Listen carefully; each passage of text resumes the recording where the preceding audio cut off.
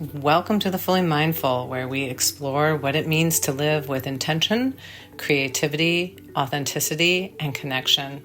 I'm your host, Melissa Chareau, mindfulness and breathwork facilitator, neurodivergent lawyer and coach, and fellow human navigating this wild and beautiful ride we call life. On this podcast, we dive deep with interviews featuring inspiring guests, share solo mini episodes packed with guided mindfulness practices to help you center and thrive, and mix things up with tangents and sidebars, where my friend and fellow podcaster Debbie Harrell from the New World Normal joins me for some real, random, and meaningful conversations. So if you're ready to pause, reflect, and expand, you're in the right place. Let's get fully mindful.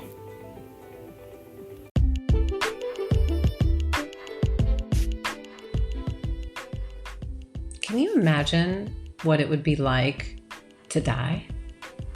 I mean, we're all going to be doing it at some point, but have you really ever given any thought to that and what that would be like?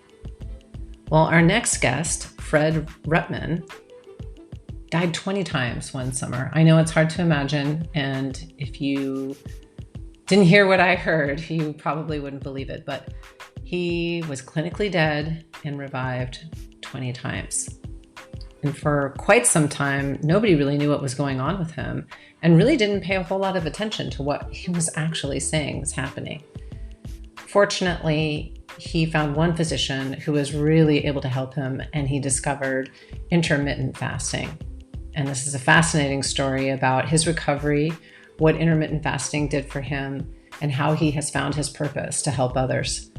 Really looking forward to you listening in on this conversation. And as always, share the podcast if it resonates with you. Let us know what you think at info@thefullymindful.com. See you on the other side.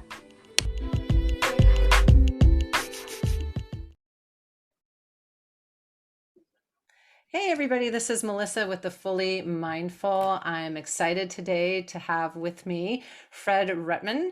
Hopefully I'm saying that right. He'll let me know in a minute. And who is with me from Toronto, Canada. So he's guaranteed to be nice, I'm told. And I know that for sure because we've talked before. He's really going to be interesting because he's a former marketer and consultant. He was in academia. He had an MBA, was a professor in marketing and finance, if I understand correctly. And then life kind of changed. And what you're about to hear is kind of sounds crazy at first, but he'll explain how it actually happened and how this transformed his life and perhaps his purposes in life. And that is that he died 20 times in, I believe, the span of one summer. So you heard me right. He died 20 times. And no, we're not crazy. And we're about to talk about it. But first, welcome, Fred.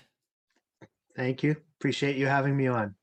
Yeah, it's really... And it is a crazy story. It's a super crazy story. And if I hadn't talked to you before and read some of the things that you have written and listened to some of the things that are out there, I probably wouldn't have believed it. It's kind of nuts. But first, let's just hear a little bit about you. I mean, before the summer that you died 20 times, and again, we'll get into that. Tell us a little bit about your life. I guess I had a pretty normal, semi-normal upbringing. I grew up in Winnipeg, Manitoba, played a lot of hockey because as Canadians, it's the law. Right. And, tried to establish a career and everything like everybody else. I moved to Toronto just before 9/11 to try and make a career change. And of course, every industry blew up after 9/11. So it was a struggle getting planted here, but eventually I found my way back into academia and was teaching in the colleges. And then all of a sudden I wasn't. So tell us how that happened. Like all of a sudden you weren't. You were teaching, you were living your life. It was an average to above average life. Things are going fine. Then what happens? One day I'm sitting in my office marking economics papers. And the next thing I know, I'm like sort of waking up from something. I was slumped over in my desk and I was having the weirdest feelings. I was like experiencing a fireworks show, Hmm. except, there was no fireworks and my eyes were closed and I could actually hear and feel the explosions of the fireworks. And, Like and inside your body or your brain? yeah, Mhm. it was like I was in the middle of a battlefield or something. Not that I've ever been in a battlefield, but if I could imagine that's what it would be like, that's what it would be like. And my eyes gradually opened and I'm sweating and I was like, I really didn't know what was happening to me. And it turns out that was the first episode that I noticed or was aware of that we later found out my heart was stopping. Wow. And the And then adventure started. and the adventure started. And so this was sometime after 2011. Do you remember what year this first happened? Oh, definitely. It was May of 2009. Okay. Oh, so it was before, okay, post 9/11, Yeah. before 2010. Okay. So this happens this one time, and I mean, did you go seek medical care for that when that happened? No, I didn't because I wasn't really sure if I just had, fallen asleep. I know people say economics is deathly boring, so I guess I Sure, took it a little too literally. but the sort of explosions and kind of fireworks phenomena that you explained, I mean, that had to sort of strike you as a little bit odd, right? Well, it struck me as odd, but the the whole experience was so out of the realm of normal. I really didn't know what to think.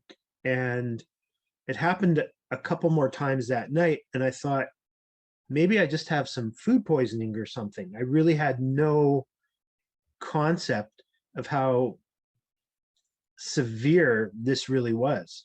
I Hmm. didn't realize I was in such danger. Right. And so then when did you realize, or at least start to have an inkling that you were in some bit of danger?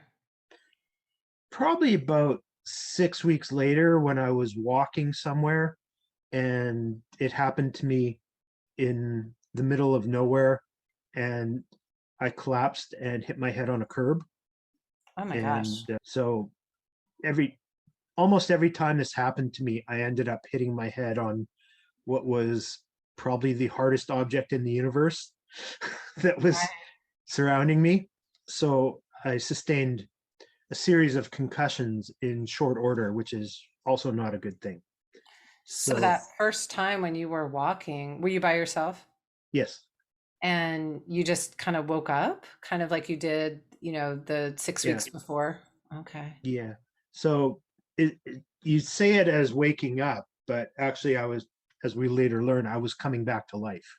Right, but it felt probably like you were waking up, like coming out of a blackout or being knocked out or something like that.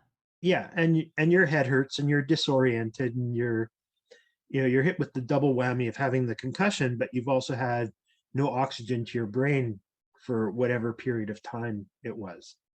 Do you have And any sense that first time when you were walking, how long that was? I mean, it's probably no way to tell, but do you have any sense no, of like, oh, no. okay. The only way we know is that some of the times I was in the hospital, I was hooked up to various monitors Mhm. and going from, you know, what the monitors read, it was anywhere between 3 and 5 minutes. So I'm suspecting the longer I went into the process, Mhm. the longer I was staying dead and having a harder time coming back to life. Let's take a quick break. Hey, everybody, this is Melissa with the Fully Mindful. It's the new year, and I bet you're feeling the need to unlock your full potential and embrace empowerment, or maybe something completely different.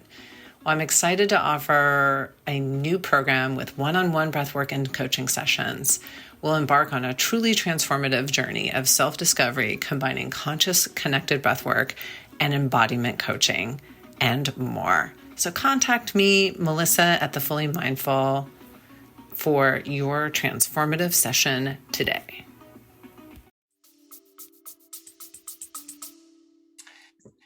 I don't know if they have this in Canada, but one of my favorite shows is the Umbrella Academy. Have you heard of it?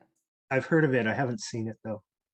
Oh, you'll have to watch it because there's a character that you'll probably relate to a little bit. It doesn't happen until the second or third season, but Mhm. it's really interesting to see, it's more fantastical and Mhm. obviously fiction, whereas your your situation is sadly not fiction. Mhm. But anyway, so this first time, this happens as you're walking, obviously you must have thought at that point, okay, something's wrong. Like this, Mhm. if nothing else, I've got this horrible concussion and I've got to deal with this situation.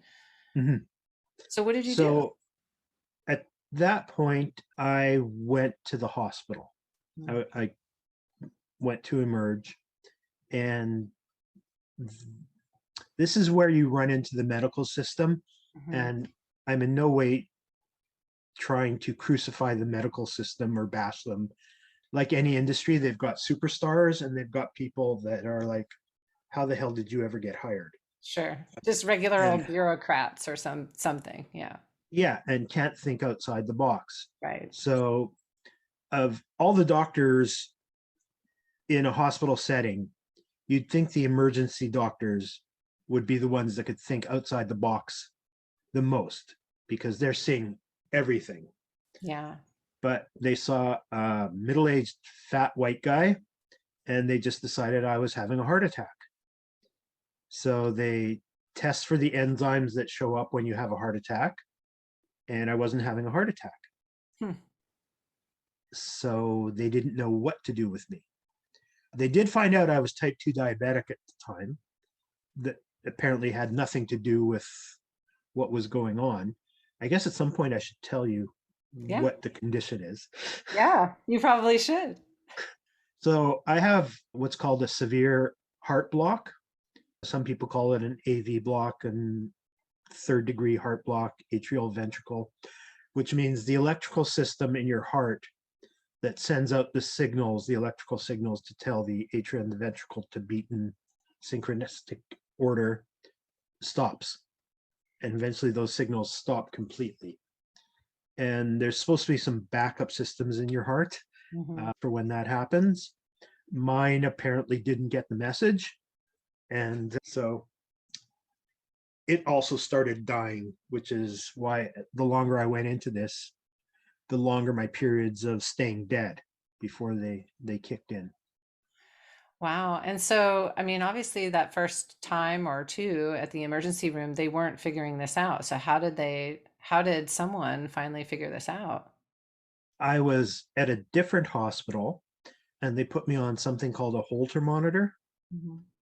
And at the time, and this is only 12 years ago, these were like 8 tracks that, Right. they connect you. For your younger viewers or listeners, an 8 track was, what an MP4 was 25 years ago, 30 years ago. And they just happened to catch it when I was having one of these episodes in the hospital. The funny thing is they had budget cuts. Mm. So even though they had this recording of me having this episode, it was a Friday afternoon. There was nobody around to actually look at the recording until Tuesday afternoon. Wow.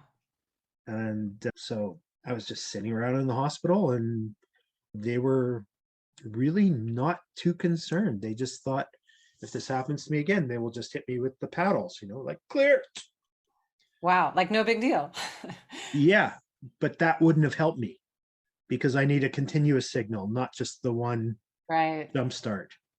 So Well, and not to mention, were they dealing with you said you continually, whenever you'd have one of these episodes, for lack of a better word, you'd fall or and hit your head on something very hard mhm, and presumably have some concussions and some head trauma. Were they dealing with that at all too?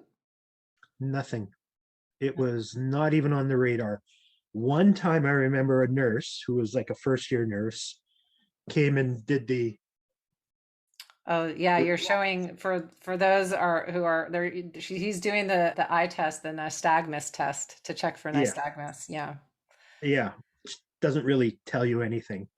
So no Not very doctors. much, yeah, except maybe right in the moment, right? Mhm. Yeah. And so, I mean, what was your journey? I mean, here you say this happened to you at least 20 times in this short period of time. I don't know how many of those times you hit your head, probably a Probably large 15. 15. Yeah. And you're in the hospital and they kind of finally figure it out with this, antiquated technology that they took their time in looking at. But hmm then they didn't know what to do about that. Is that what you're saying? Like what to do with this information? They knew pretty quickly because a heart block isn't an uncommon condition. It is for somebody in his mid 40s. Hmm. You usually see this in people in their 70s, Okay. when the body's broken down Sure. quite a bit more. So it's So, not the same thing as the so-called widowmaker that you hear people talk about, right? Where because you yeah, do, yeah, it's a different situation. yeah, that's an actual blocking of the arteries. Hmm. And it's the main branch of the artery that distributes your blood to everything in the heart. So when that when you get a clot in there, that's the widowmaker. People don't recover from that very often. Yeah, often, most often, I think, hence the name widowmaker. Mhm. Um, yeah, so your situation is different. They're figuring it out, and so what happens next? What do you do? Well, they tell me I need a pacemaker, Hmm.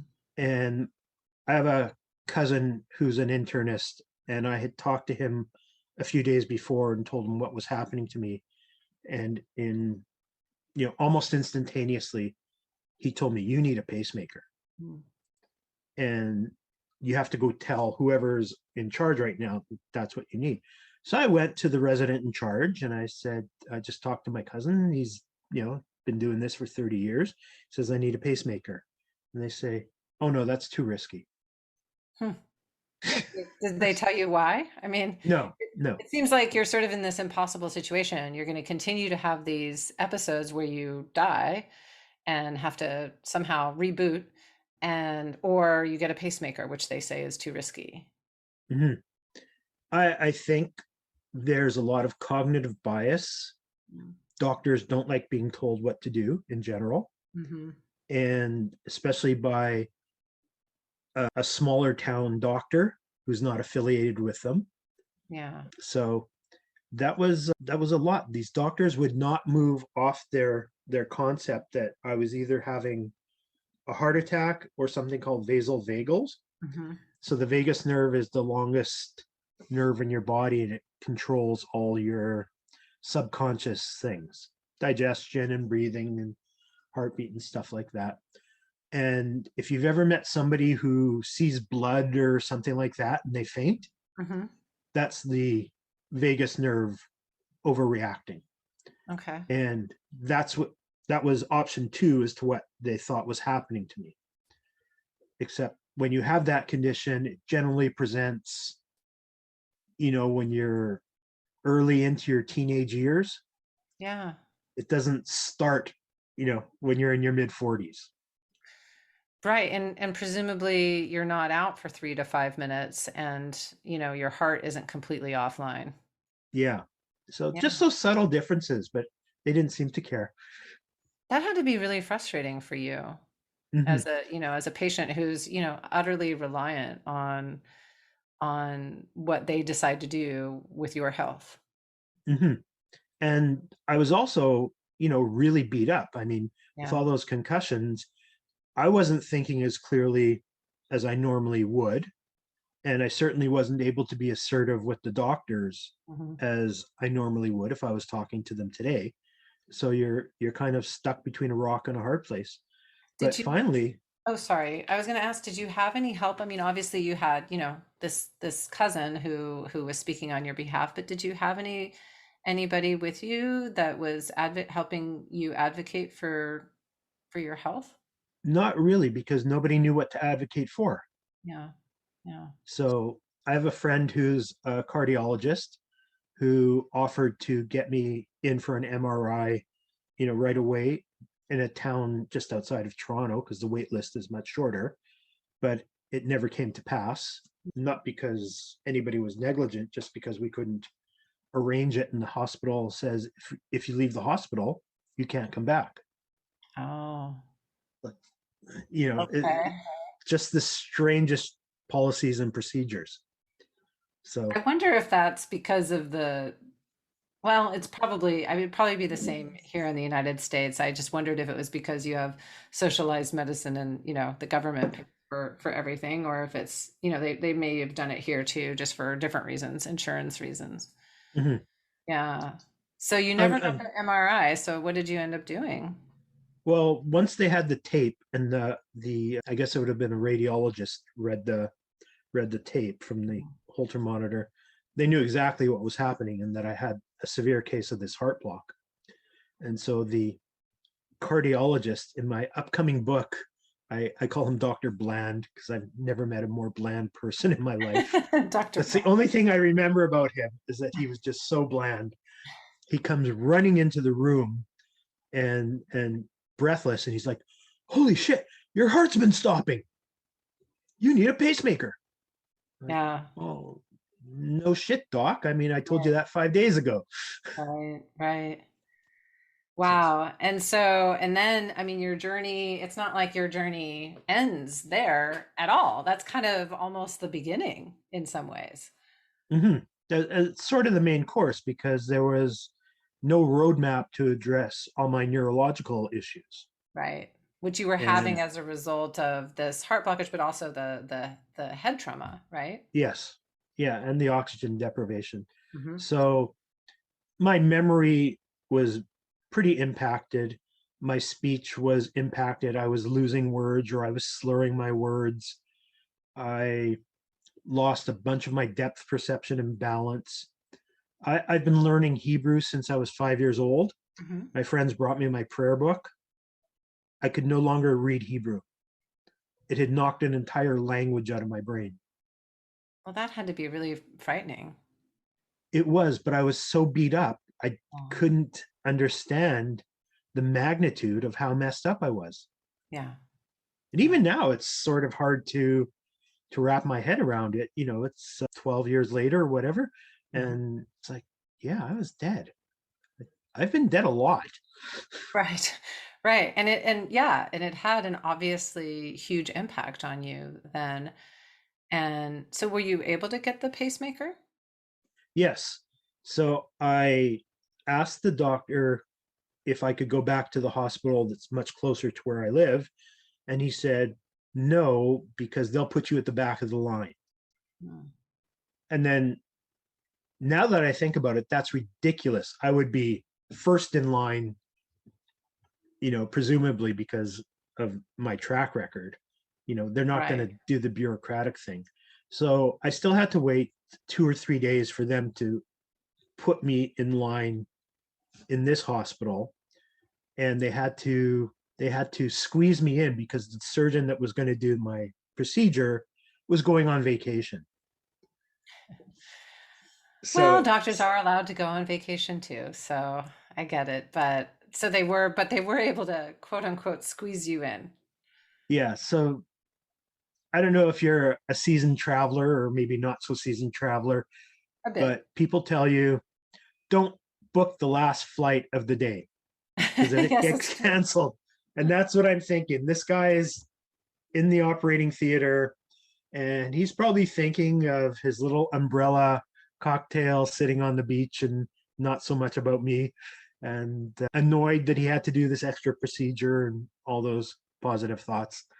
So, Yeah, I but imagine they, that would be very concerning. I know the one time I had surgery, nothing as significant as that, but I was supposed to be like, I don't know, first or second or something, and then there must have been emergency after emergency after emergency. So I got booted to the end of the line, and I remember first of all being starving because you can't eat anything, and mhm, second of all, just being kind of having the same thoughts of like, oh my gosh, like are they going to make mistakes and my situation was totally fine, but I had all mhm, those same thoughts of like I'm sure he's probably rather be doing something else than mhm. being the last person on the table.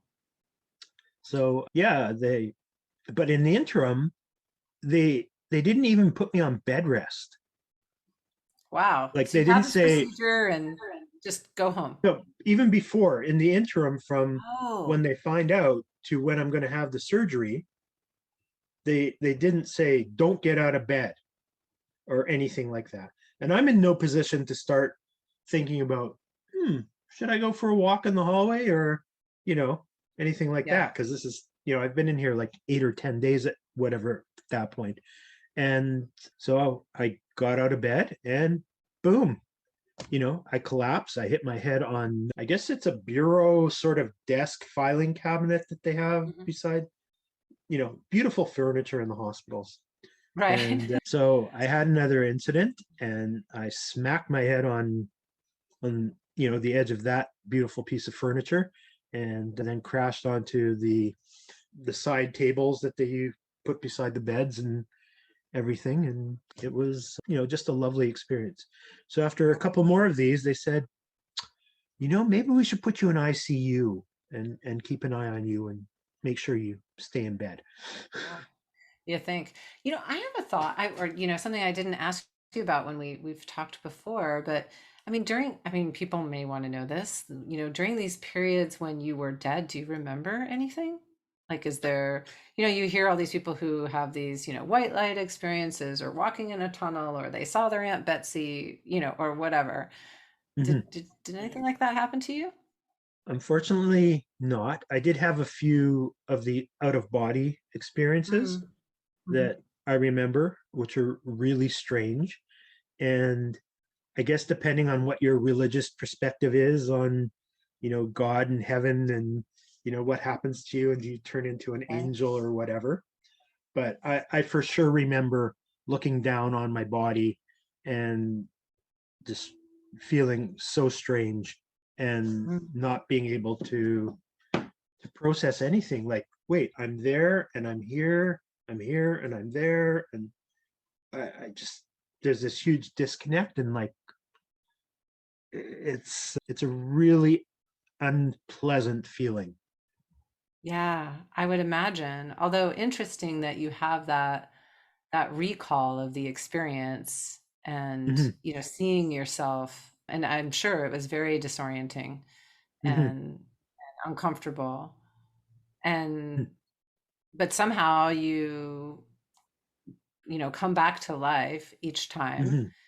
Hmm. And you eventually get the pacemaker, I'm assuming, Hmm. even after hitting your head. Did they have to alter your surgery date because of your fall?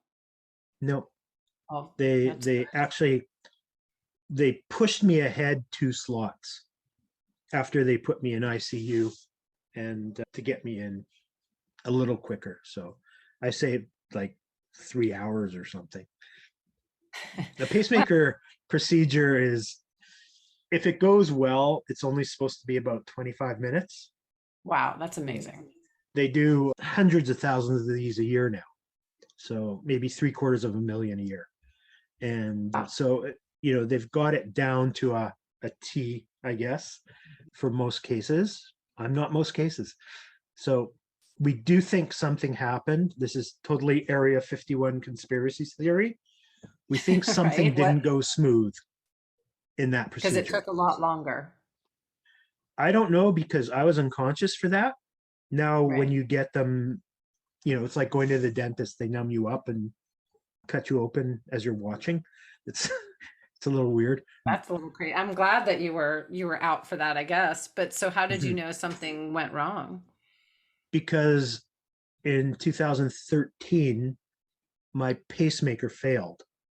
Hmm. And pacemakers failing is a pretty rare occurrence.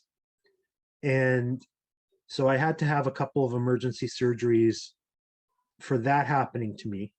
And what happened is the pacemakers work, it's sort of like a little supercomputer that's the size of a pocket watch kind of thing. Mhm. And they put it over the muscle of your chest and they run a couple of wires or leads into your heart. And that's what Okay. replaces the electrical signals. These leads have an insulation on them, and mine cracked. And so it was shorting out. So this was all happening to me over and over again. So my heart would stop, I would hit my head again. And, I had just felt like I had gotten to a point where I could have gone back to work. And Right. then back to ground zero.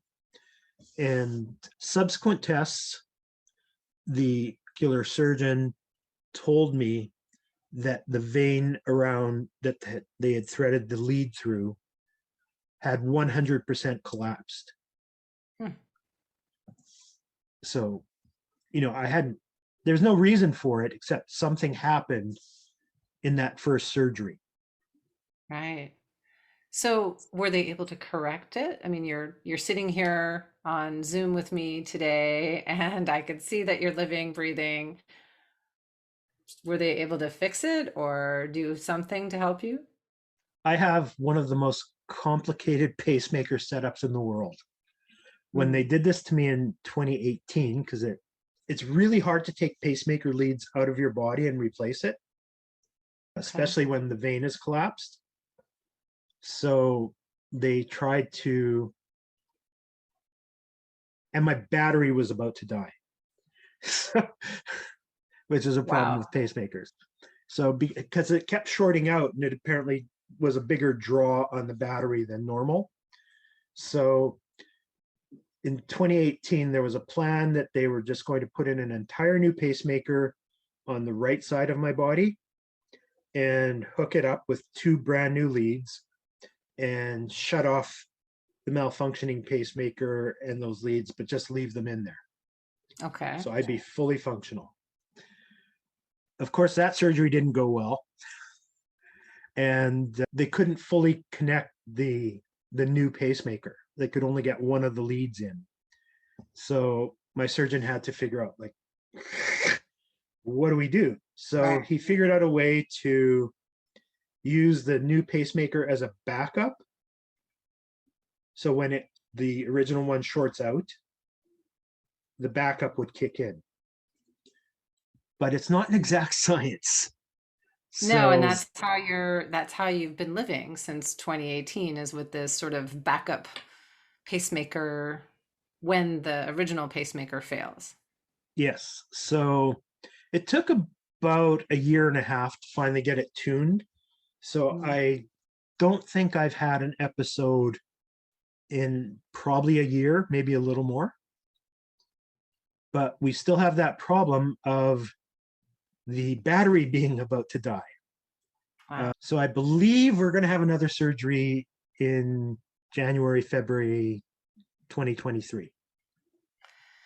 Wow. I mean, you've been through so much. I mean, were you able to find anything that helped you sort of manage I mean, imagine all the feelings of and trauma around this, your physical health. Like what have you found that has worked for you? Well, I'm a little bit religious, so I'm Mhm. more towards the Orthodox Judaism side. So I've got a Mhm. pretty strong belief in God. And even if I don't understand what the plan is, I'm sure there's a plan. There's Right. that old adage, man plans and God laughs. Right. I like that. So, I knew there was some reason this was happening to me. I Hmm. just, you can only guess as to why. Right. But I also know from my education that, you have to force yourself to learn again. Hmm. And that helps rewire your brain. Exercise helps rewire your brain. So I was doing those. But the real game changer happened in 2018 when I went to see my cardiologist and he threw a book at me. Came into the exam room and threw a book at me. Like And literally that threw book it at you. literally threw it at me. That is The The Obesity Code by okay. Dr. Jason Fung. Uh-huh. And it's all about intermittent fasting. And Jason Fung's a nephrologist in Toronto, and he deals with a lot of people. That's a kidney doctor for people that don't know Hmm. nephrologist, with people who have type 2 diabetes, which I had at the time. And they'd lose kidneys and limbs, and he was sick of it. And he did some research into intermittent fasting and found that it could reverse type 2 diabetes, which Like is reverse it. reverse it totally. Wow. Which most people in the medical industry say, nope, it's a chronic condition. You're going to have it for life. It's going to get worse. You're going to lose kidneys. You're going to have neuropathy. Your nerves are going to die out. you're going to have probably an amputation and all this lovely stuff. So just take your metformin and take your insulin and, do the best you can. But that's not true. Right. It's not true. You can reverse type 2 diabetes. And I did. Within 6 months of me starting intermittent fasting, my blood sugars were totally normal. I was And no for longer diabetic. this, I mean, that's really, really remarkable. Within 6 months, you're no longer diabetic. Mm-hmm. But before we get into that a little bit more and the science behind it, like what kind, like, I think people know intermittent fasting, meaning fasting for some period of time, not eating. Mm-hmm. But what did that look like for you when you were doing this? Well, I guess first I should start off with saying if you're going to try intermittent fasting, make sure you talk to your appropriate medical professional. Sure. If you have a history of eating disorders or if you're pregnant, whether you're a male or a female being pregnant these days or Mm-hmm. breastfeeding, check with your doctor. It's probably not recommended until you've had your child or you've stopped breastfeeding. Right. But we didn't know what my body was going to do. So I worked with my endocrinologist and the cardiologist and the psychiatrist and everything because we had to monitor my medications Mm-hmm. because some of them are dependent on your size and other factors that are beyond my expertise. And so I started off very conservatively doing a 12-12 program. So fasting for 12 hours and then having a 12-hour window where I could eat. Doesn't mean you eat for 12 hours. That sounds like my dream right there. Yeah, it is for many people. So I started off with that. I went into a couple of Dr. Fung's Facebook groups to see if I could learn any more about this and found out people were doing all sorts of things. They were doing OMAD, which is 1 meal a day. They were doing alternate day fasting. They were doing 23-hour fasts and 36-hour fasts and 40-hour fasts and all across the board. Right. And it's great because we're all different genetically and we have different gut biomes and our bodies respond differently. So what works for me might not necessarily work for you. There's a lot of tweaking that has to go on. Right, which is So why it's so important to understand your own body, but also to work with someone in the medical field while you're doing this so that you can do it appropriately and not harm yourself. mhm.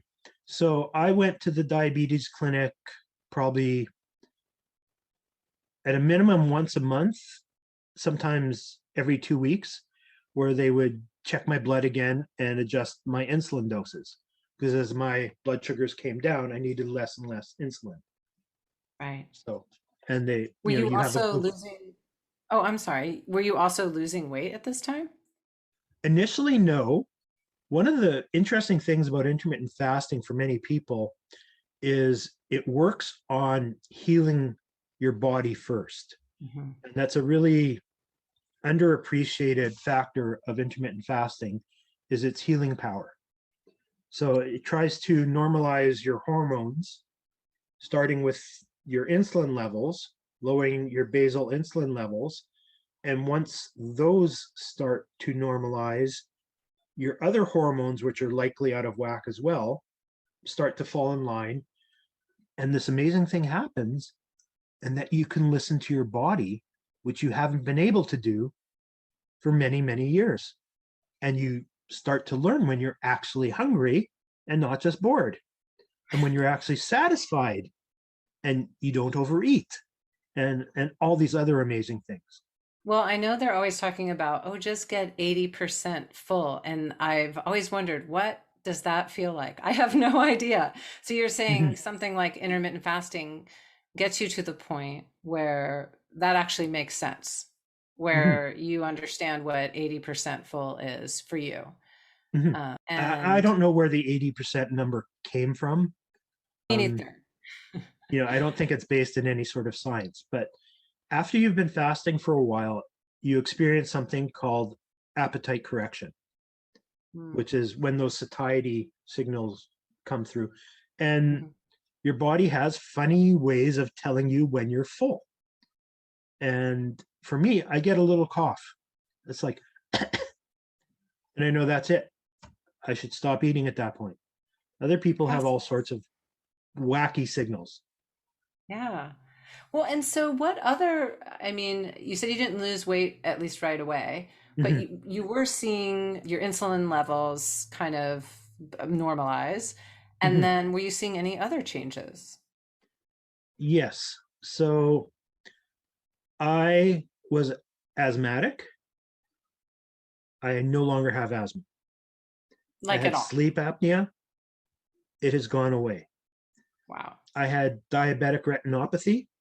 So Hmm. I had bleeding in my eye. I went to see the surgeon and he's like, it's not there anymore. Like just all these restorative things that intermittent fasting regulates. My bone density is off the charts. I used to get out of bed barely because my body hurt so much. And I just assumed because I had been overweight for so long and I had played hockey, I had played rugby, I had played football. I just assumed my body was beat up. It was all inflammation. I don't have an ache or pain in my body. I don't have migraines anymore. I don't have any of this stuff. Wow. And And that's just after, well, let's see, it's 2022. You started this in 2018? yeah, Yeah. so I went from a size 48 pant to a 38. Hmm. Wow. I now they're a tight 38 because I've gone through another bout of COVID. So I've got to, get back to my normal practice. But even though my weight has come up a bit, I still know that the fasting is working because I don't have any pain in my body. So Wow. it's working on the insides again, and the weight loss will come after it's figured out that my body is healed to where my body wants to be healed to. And remind us of how old you are now. I'm 61. So 61 years old, you used to play rugby, hockey, all these things. You used to be overweight. You had died 20 times, and Hmm. now you're 61 years old. You have Hmm. no pain or aches. You have great bone density, no migraines, none of this bleeding in the eyes, no diabetes, no asthma, none of this, which is what your reality was before. And all you changed was this one thing, which is no small thing, but it's Hmm. I'm assuming that after you've been doing it for a little while, it becomes easy and maybe even something that you like doing. It's definitely something I appreciate. I don't know if I like it Sure. We'd because probably I all think, like to just be eating chocolate ice cream all day long. That would be really nice. But yes. there are health consequences to that. Hmm. So what does it That's look like for you now when you fast? Is it still like a 12-12, or do you do the one meal a day thing, or do you have some other way that you do it? I do one meal a day right now, and mostly I fast 18 to 20 hours, and I Wow. have that one meal and maybe a snack or a dessert or something in that 6 or 4 hour period. Before I got the COVIDs, I was doing a version of alternate day fasting. So in the group I was helping to moderate, and I'll let you in on my secret weapon in a minute. We were doing mealless Mondays. So you would start your fast at some point Sunday evening and fast all the way through until Tuesday afternoon. Wow. So, 36, 40, 42 hours, somewhere in that range. And we know a couple of things happen when you fast that long is your body has a process called autophagy, Mhm. and it's running all the time. What it does is it searches for proteins that have gotten messed up in your body. So basically, they clog up your cells and make it harder for your cells to produce energy and run efficiently. So this autophagy process, which I think won the Nobel Prize in 2016, a Japanese researcher. So it's a legit thing. When you do a longer fast, it has the capability to work harder. So my analogy is if you're in a school zone, you can go 10 miles an hour, Mhm. and that's your normal autophagy. But when you fast and you get into those 30 hours and the 40 hours, you get up to freeway speeds. Wow. And it does a lot. And it gets rid of scar tissues everywhere in the body. We've had so many women comment that their cesarean scars have gone away. Wow. All sorts of things, varicose veins, diminishing, skin conditions, psoriasis, eczema, everything like that, all disappearing. And, if it was like 2 or 3 people, that's anecdotal. Sure. When you have a group of 335,000 people all reporting an entire spectrum of these things, it's not anecdotal. It's real. Right. And these are groups that are at least started by certain doctors that are studying intermittent fasting. Some were, some weren't. And I guess, there's different types of doctors than medical doctors. So I'll share sorry, I missed a step. Your growth hormone also goes nuts when you're in these Oh, okay. longer fasts. Uh-huh. And this is so important for women because you're so prone to osteoporosis. Yes. And growth hormone is your driver of bone density. And when you can increase your growth hormone levels, it really helps reverse your osteoporosis. Wow. I mean, that is pretty critical, especially for, well, any woman, but women over 40, period. Mm-hmm. Yeah. Yeah, that's huge. And I forgot to ask you about this, and I know that I heard about this in another interview that you did, and we talked a little bit about it earlier. You had lost your ability to read the Torah, right? Yeah, well, that was part of Hebrew getting knocked out of my brain. Right. Has that returned? It's mostly returned. My reading speed still isn't up to speed or the speed that it was. But one of the interesting things about Jewish ritual is we do many things as a congregation, and Right. you have to keep up with somebody leading the prayers. Mhm. And everybody's unique in the way they lead the prayers.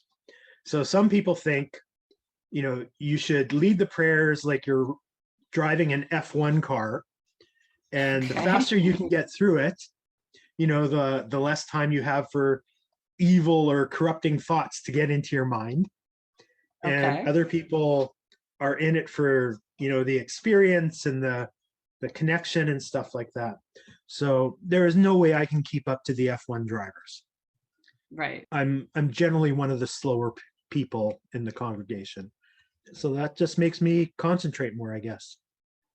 It's still pretty remarkable for a language that was just, like you said, knocked out of you Mm-hmm. and I'm sure you've worked at it as well, but to be restored to the point where you can actually read Hebrew, even if it's not at your prior levels, even if it's Mm-hmm. not at the F1 level, it's restored. And that's got to be hugely meaningful for you since you are a religious person. Like that's Mm-hmm. really important. Mm-hmm. Yeah. It really is. And that's also one of the healing factors that intermittent fasting brings to the table. Mhm. If you look at research from, I'll say guys, but I mean doctors like Mark Mattson, Mhm. who was the lead researcher at Johns Hopkins, I guess he's probably the godfather of intermittent fasting research.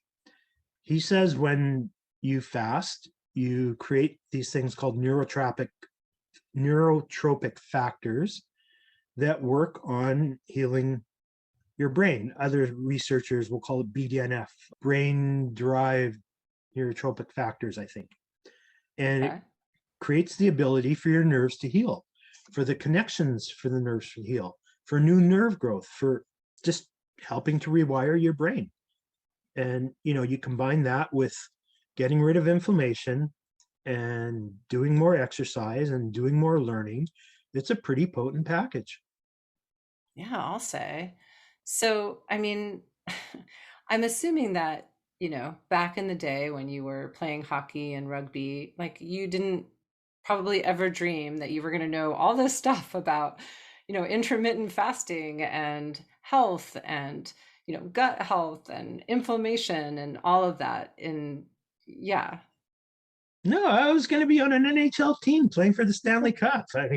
Yeah. Mm, you Sounds know, like a great dream too. But then, even later in life, you went into marketing, consulting, and and then academia. I mean, you probably never, I mean, you were in academia, but it was for economics, not for mhm, health, right? I mean, mhm, I mean, it was outside. And yet right now, I mean, I can tell just by talking with you, not only has it impacted your life, but you're actually really passionate about making sure other people know about this. So mhm. what kinds of things do you do to help people know that this is an option for them?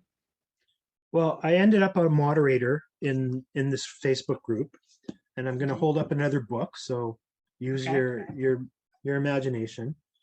This is called Fast Fast, feast Feast, repeat. Repeat by Okay. Dr. Jen Stevens. Although she's not a medical doctor, I think she's a PhD in education.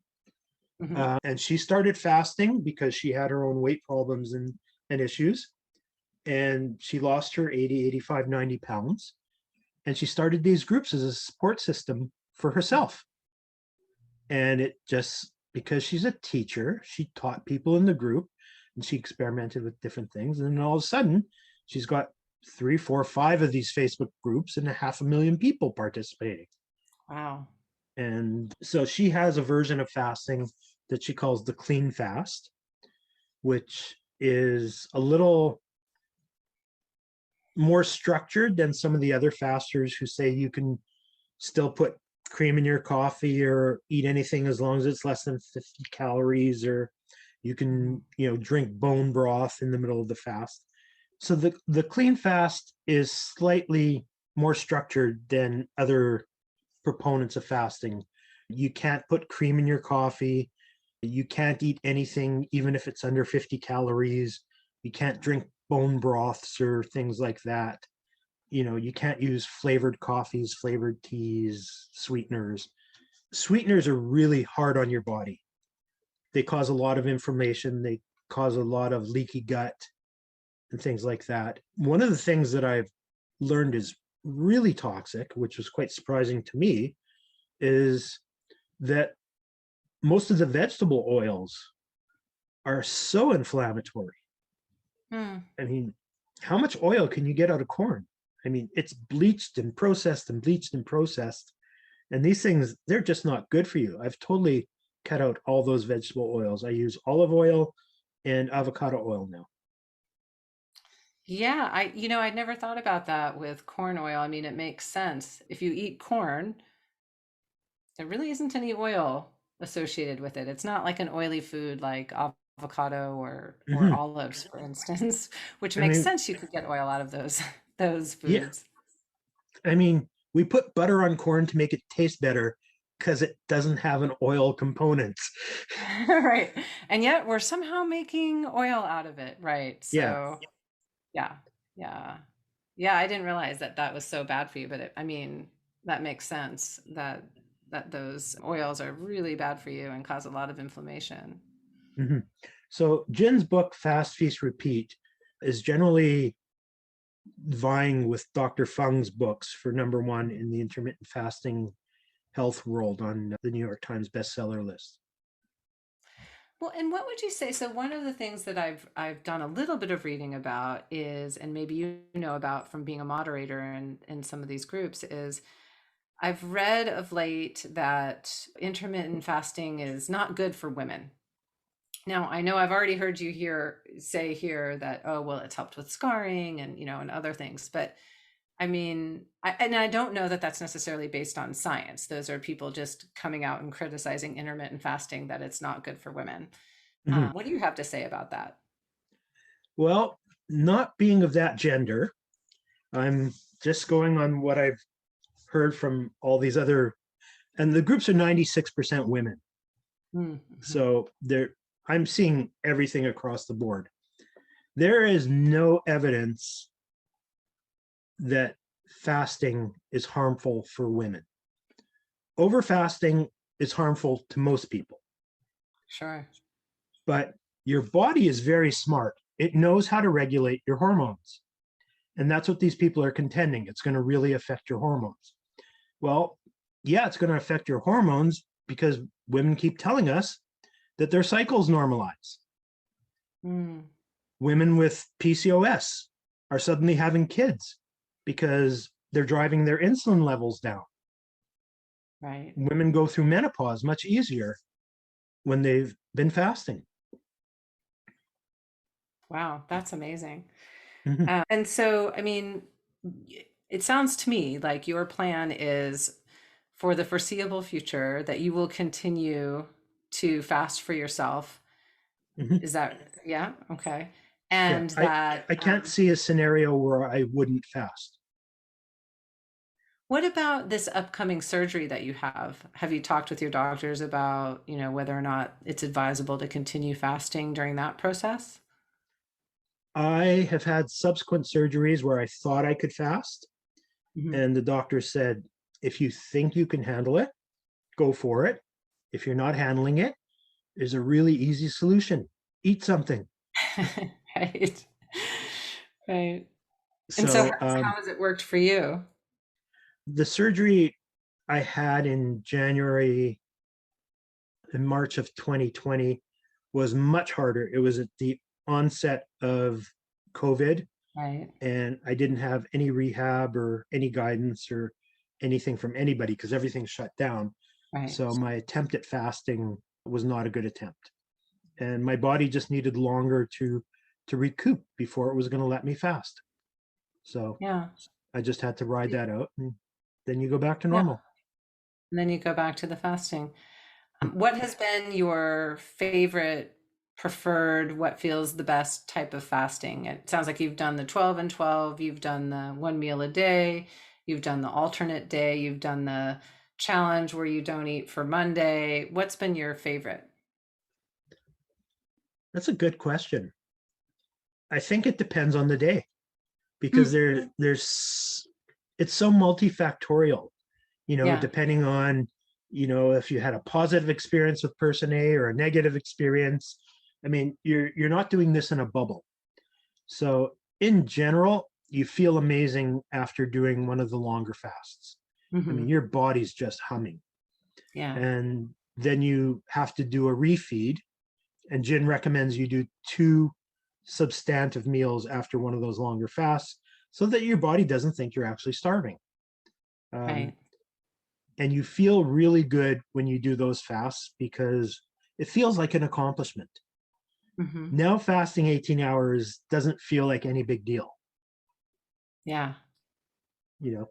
Yeah, so it depends on the day and what you've got going on. And it sounds like you have enough awareness now about your own body to decide what feels right for that particular day. Mhm. And I've also learned if you're not doing well in a fast, if you're struggling abnormally or whatever's abnormal for you, just Mhm. shut it down and start again the next day. I mean, Right. don't look at yourself as a failure. Mhm. Mindset is such a big factor in, changing your lifestyle to any degree. Right. Right. I think that's so important to not look at yourself as a failure if it doesn't work out that day. You just start again the next day.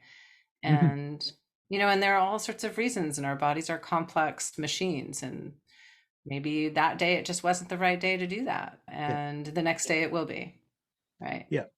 And something we should probably touch on Hmm. is how much more mindful you become when you fast Yeah, on I'd love to so many talk. levels.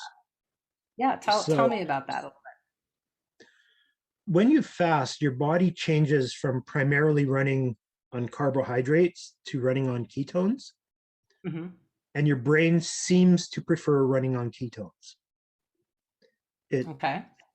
it makes everything clearer. You get rid of brain fog and your energy levels stay more consistent and things like that. So it just allows you to be more mindful with so many aspects of your life. Even just having a conversation, it allows you to be more in touch with the conversation and being a better listener than being in that cycle where your brain's sort of spinning its wheels, and instead of listening you're trying to think of the next thing you want to say and shove into the conversation. Right. So things like that. It makes your eating, whether you're trying to actively or it's just you're more mindful about how you eat. Hmm. You lose a lot of that binge factor, and you because you understand satiety and your body signals, you're mindfully eating. Right. Right. You can really be present for Hmm. the process of eating. And then I love how you describe also you're present in ways that maybe otherwise you wouldn't be. Hmm. It's so easy in today's culture of go, go, go all the time and having phones and other distractions. But what you're saying is just by fasting, because of the process, the physiological process, it actually allows you to be more present in the moment Hmm. because of the way that your body is operating kind of at a cleaner, a higher level. Hmm. For Yeah. sure. So do you do other practices? I mean, I'm assuming you do prayer because you're leaning toward Orthodox Jew, if Hmm. that's if I can use that terminology. And so yeah, you do prayer. Do you do like some meditation as well, or other practices, or walking, or what do you do I do a lot to of stay walking. yeah. Okay. I do a lot of walking. I do a lot of cycling.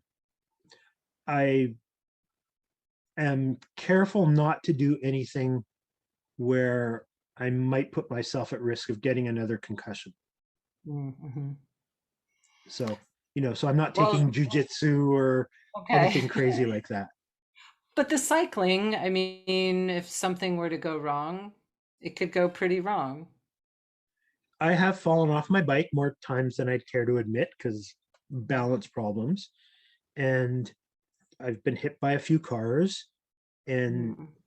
theoretically, I should have had about 8 broken hips by now. Person my age getting battered around like that. Nothing. Wow. And I haven't hit my head. So, Yeah. Knock on wood. mhm. Yeah.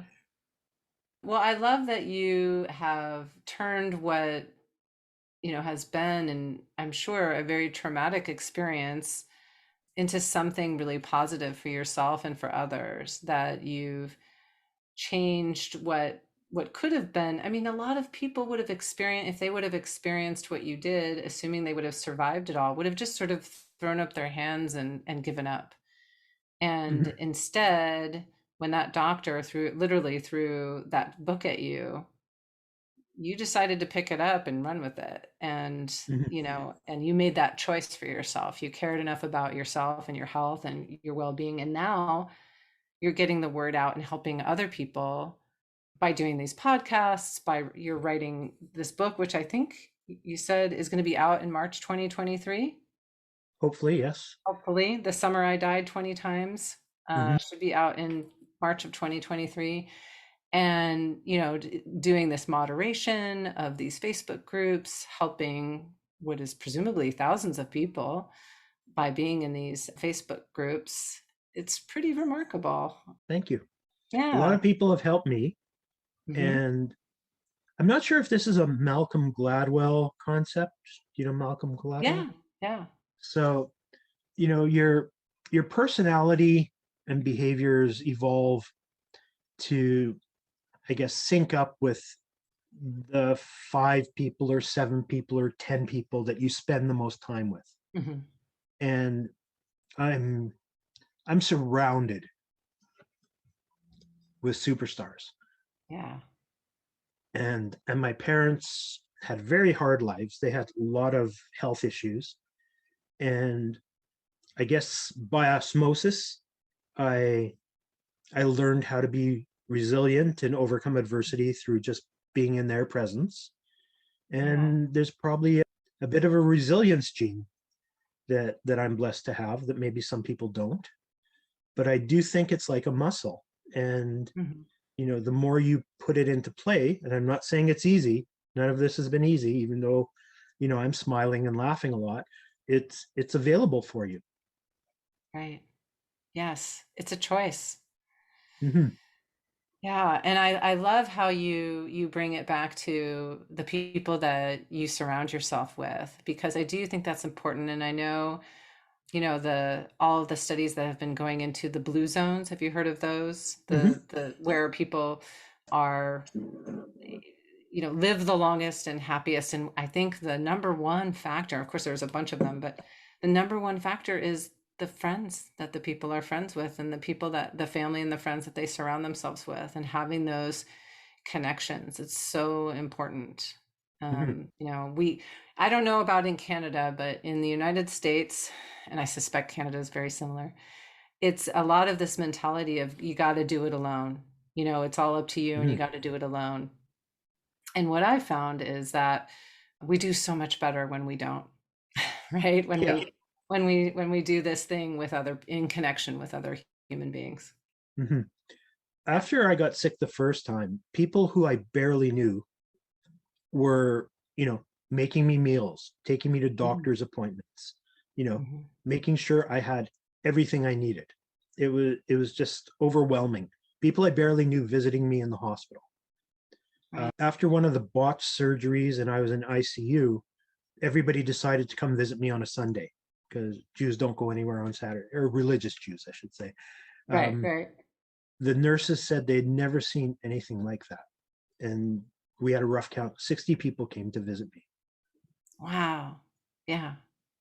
which I is mean, nice, it is but it's nice. also It's really probably exhausting. yeah, it's like a wedding, only you're in the Yeah. hospital. Mhm. Yeah, I mean, but it's remarkable. I mean, I think that speaks volumes about the kind of people that you have in your life, but it also speaks volumes about people in general. Like it's in our genes, right? That's Mhm. how we survived as a species, is with one another, right? We're not the Mhm. we're not the At some top of the point. yeah, we're not the top of the food chain. I mean, there's, any lion or even a hyena or tiger or any other animal could take us out, pretty Mhm. quickly. But Mhm. it's because we work together and we support one another that we've survived as the top of the food chain, for better or for worse. Mhm. And I am not even counting any sort of divine intervention there too, but yeah, I mean, I think that's a remarkable example of just that concept, that we're in this together, we want to do this together, it's just sometimes we forget. And Mhm. then traumatic things happen to people and we suddenly remember. And so the trick is, how do we remember to do this every day, without Mhm. something awful having to happen to somebody? And you seem to be an example of that, right? You're helping people every day I with try. You, yeah, you want to pay back and pay forward. right, And, right.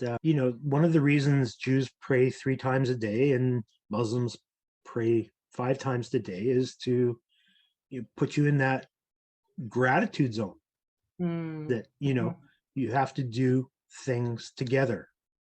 right. Yes, I hadn't thought about that. I mean, there is that practice, and it's often the prayer is done together. It's not just a person by themselves, right? I mean, you can do it Hmm. that way, but it's often together, and that's a wonderful reminder of, like you said, that gratitude in action and connected. I love that. Hmm. Yeah, that's Good. amazing. Well, it has been an absolute pleasure to have you here on the podcast, and I'm so grateful, speaking of gratitude, to have had you on to get to know you a little bit more. Thank I'm you. really looking forward to your book coming out, whether it's in March of 2023 or thereabouts. And I'm sure people are going to want to read that book, and I'll let people know how to find out more information, and we have some resources in the show notes as well. But is there any like last thing that you want to make sure that you get out there, or how people can find you or find out more about intermittent fasting? Again, knowing that we're going to put some stuff in the show notes, but kind of your top three or whatever it is that you want people to know. I think we talked about this a little bit, but find something that sparks joy. Mm, You know, I know we have supply chain issues right now, mhm. but joy is not one of them. I love that. Yeah. So it's just out there to be grabbed. There's a Holocaust survivor psychiatrist, Viktor Frankl, who wrote Yes. the book Man's Search for Meaning. And imagine the horrors he went through. He boiled it down to, if you have hope, you can beat anything. Yeah. And I may not be walking in exactly your shoes, but we've walked a parallel path, and hope really contributes. Right. Hope and joy. I love that message. Wonderful. Well, thank you again, Fred. And we're going to go ahead and log off the Fully Mindful. And again, please check out the resources in the show notes and look for Fred and all of the wonderful work that he is doing. Thank you so much, Fred. My pleasure. Thanks for having me.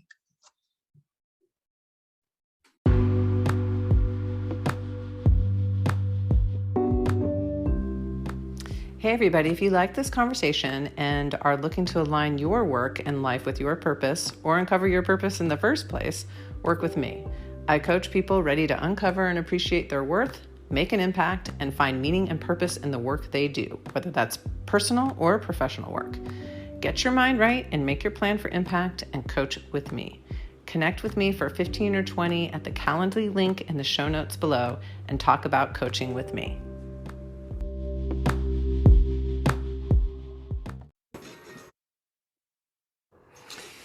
Hey everybody, it's Melissa, and I'm wondering if you all can relate. Have you ever caught yourself procrastinating or maybe doubting your abilities, or maybe you have a black belt inner critic like I do or have had that wants to sabotage your every move with judgment and perfectionism expectations? It might keep you stuck, it might keep you anxious and away from your full potential. The Positive Intelligence Program, PQ, is a powerful 6-week journey designed to help you quiet those saboteurs, embrace positivity, and find flow in your life. Through daily practices and weekly focuses, we'll work together to build your mental fitness. The PQ app will guide you every step of the way and support you, and you'll be supported either by myself in a one-on-one or in a small group of like-minded individuals where you can share insights and progress. So reach out, contact me at info@thefullymindful.com to find out how we can work together one-on-one or in a small group today.